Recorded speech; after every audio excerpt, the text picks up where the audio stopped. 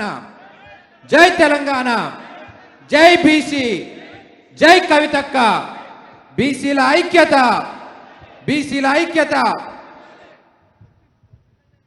విద్యావేత్త, అణగారిన వర్గాల అభ్యున్నత కోసం పోరాడిన వ్యక్తి, మహాత్మా జ్యోతిబా పూలే గారి విగ్రహాన్ని అసెంబ్లీ ఆవరణలో ఏర్పాటు చేయాలనే డిమాండ్ చేస్తూ ఏర్పాటు చేసిన ఈ విగ్రహ సాధన సమావేశానికి దీక్షకి ముఖ్య అతిథిగా విచ్చేసిన మన అభిమాన నాయకురాలు, మనమందరం కూడా ఇందాకనే చాలామంది వక్తలు కూడా అక్కని సావిత్రిబాయి పూలేతో, అదే కాకుండా ఎంతో అక్కలోని పోరాట తత్వం, వీరత్వం కూడా మేమెంతో ఇన్స్పైర్ అయ్యి అక్క దారిలో కూడా సమాజానికి సేవ చేయాలా, ప్రజలకు సేవ చేయాలని రాజకీయంలో కొనసాగే వ్యక్తుల్లో నేనొక్కనని కూడా ఈ సభాముఖంగా మీ అందరు కూడా తెలియజేస్తున్నాను. మరి ఈ సమావేశానికి విచ్చేసిన మరి చాలామంది మేధావులు, బీసీ కుల సంఘ నాయకులు, మా మహిళలు, విద్యార్థులు, విద్యార్థి నాయకులు అందరికీ కూడా పేరు పేరున నమస్కారాలు తెలియజేస్తూ, మనకందరికీ తెలిసిన విషయమే తెలంగాణ రాష్ట్ర సాధన కోసం మరి అప్పుడు తెలంగాణ ప్రజల్ని కూడా జాగృతి ఏర్పాటు చేసి మన కళలు, సంస్కృతి, మన యాస, భాష అన్నిని కూడా కాపాడే భాగంలో మరి కవితక్క గారు కూడా తెలంగాణ ప్రజల్ని ఎంతో జాగృతం చేయడం జరిగింది.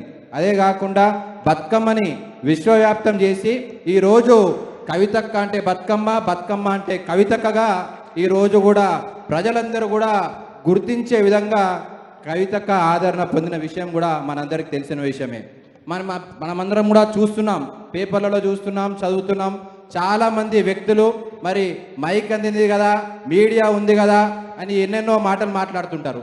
మరి కవితక్క ఏమన్నా బడుగు బలహీన వర్గాలకు చెందిన వ్యక్త, మరి ఈరోజు బీసీల పక్షాన మాట్లాడుతుంది అని అడుగుతుంటారు. ఈ అందరికీ కూడా ఈ సభాముఖంగా అందరూ కూడా తెలియజేస్తున్నాను, కవితక్క ఎవరికి ఏ కష్టం ఉన్నా, ఎవరికి ఏ సమస్య ఉన్నా వాళ్ళ పక్షాన కవితక్క నిలబడుతూనే ఉంది, నిలబడిందనే విషయాన్ని కూడా మీ అందరు గుర్తు చేస్తున్నాను.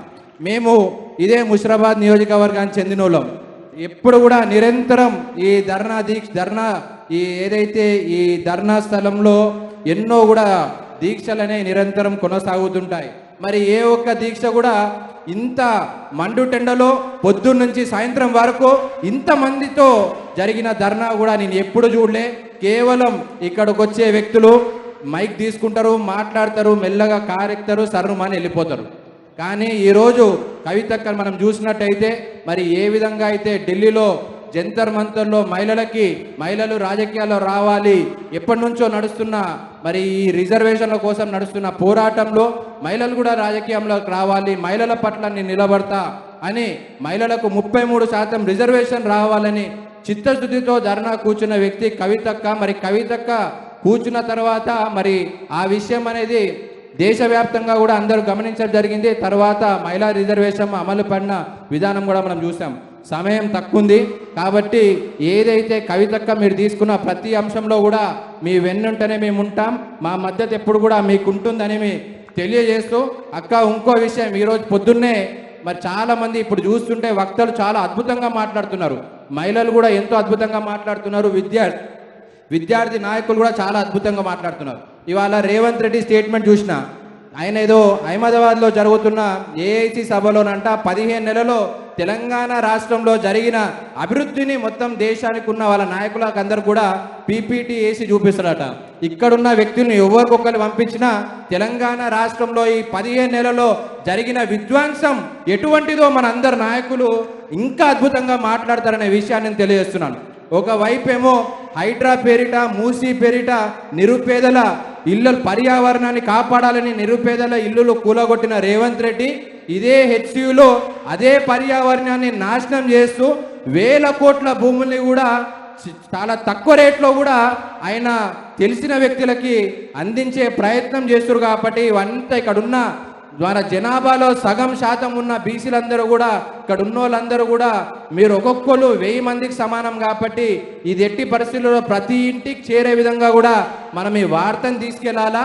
మనమే ఎట్టి పరిస్థితుల్లో రేవంత్ రెడ్డికి, కాంగ్రెస్ ప్రభుత్వానికి రానున్న 20 సంవత్సరాలు కూడా వాళ్ళు తెలంగాణలో కనబడననే విషయాన్ని కూడా నేను ఈ సభాముఖంగా తెలియజేస్తూ ఈ సమావేశంలో మాట్లాడే అవకాశం కల్పించిన తెలంగాణ జాగృతికి, అదే కాకుండా యునైటెడ్ పూలే ఫ్రంట్ సభ్యులకు అందరికీ కూడా ప్రత్యేకంగా నేనెంతో అభిమానించే మా నాయకురాలు కవితక్కకి నేను శిరస్సు వంచి ధన్యవాదాలు తెలియజేస్తూ సెలవు చేసుకున్నాను. జై తెలంగాణ, జై కవితక్క, జై పూలే. Thank you.